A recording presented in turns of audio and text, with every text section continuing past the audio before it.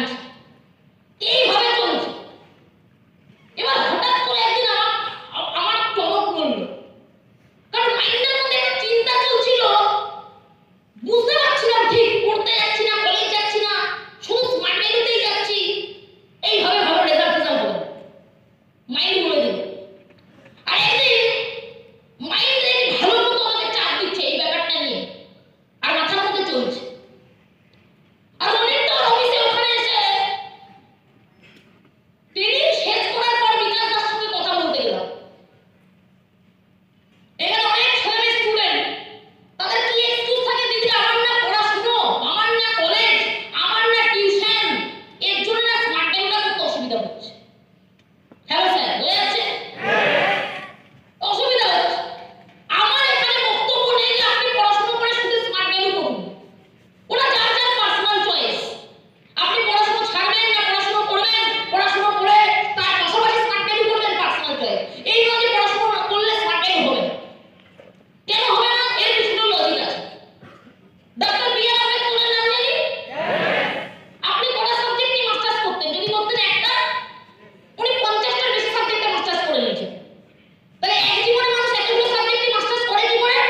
এক বছরে তো একটা করে করা যায়, আমরা জানি না। এক বছরে চাইলে 10টা সাবজেক্টও করা যায়। হ্যাঁ, মেথিক সায়েন্স হয়ে যাচ্ছে। তাহলে আমরা একটা সাবজেক্ট নিয়ে অনার্স করতে গিয়ে, মাস্টার্স করতে গিয়ে ফেল করে যাচ্ছি। আর ওই মানুষটা এক বছরে 5টা 6টা 7টা সাবজেক্ট নিয়ে করছে।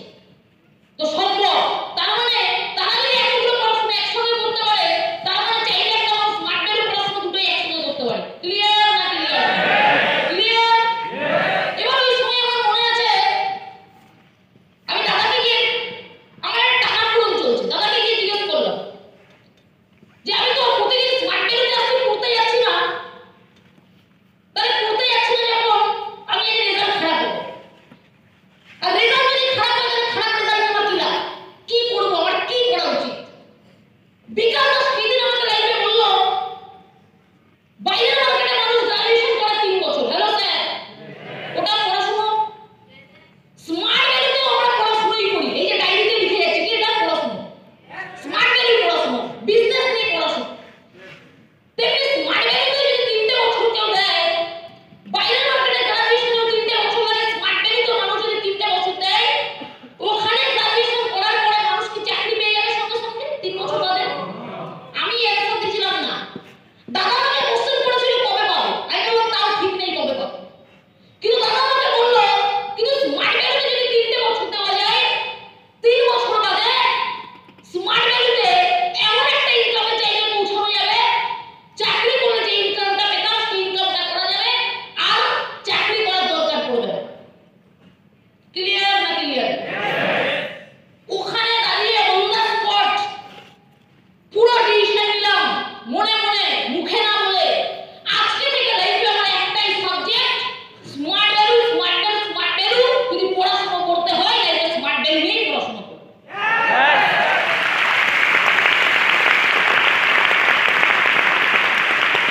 হাততালি দেওয়ার এখনো কিছু হয়নি, কেন? আসল জিনিসই বলি।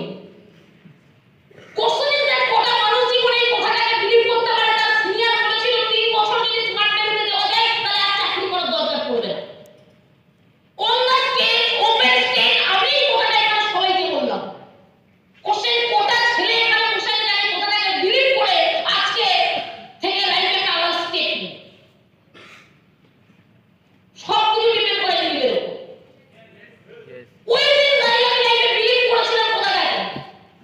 দেখো আমার যখন 3 বছর সিস্টেমে হয়, তখন আমি গোল্ড অ্যাচিভার, আর একটা গোল্ড অ্যাচিভারের পারমানেন্ট ইনকাম 15 থেকে 20,000। তার মানে আর চাকরিতে যাওয়ার দরকার পড়ে না, স্মার্ট ভ্যালু থেকে চাকরির ইনকাম আমি পরে চালু করে দিয়েছি।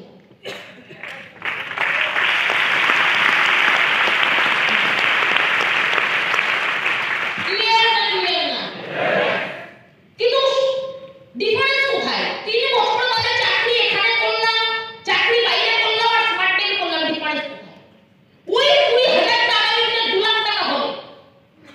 3 বছর বাদে ধরলাম আমি 20,000 ইনকামে পৌঁছালাম, ওটা আগামী দিনে 2 লাখ হবে। বাট চাকরি যদি করতাম 3 বছর বাদে গ্রাজুয়েশন করে 15,000 20,000 ইনকাম করতাম, সেটা আগামী দিনে 2 লাখ হওয়ার সম্ভাবনা ছিল না। কি ইয়েস অর নো? হ্যাঁ কি না? Yes.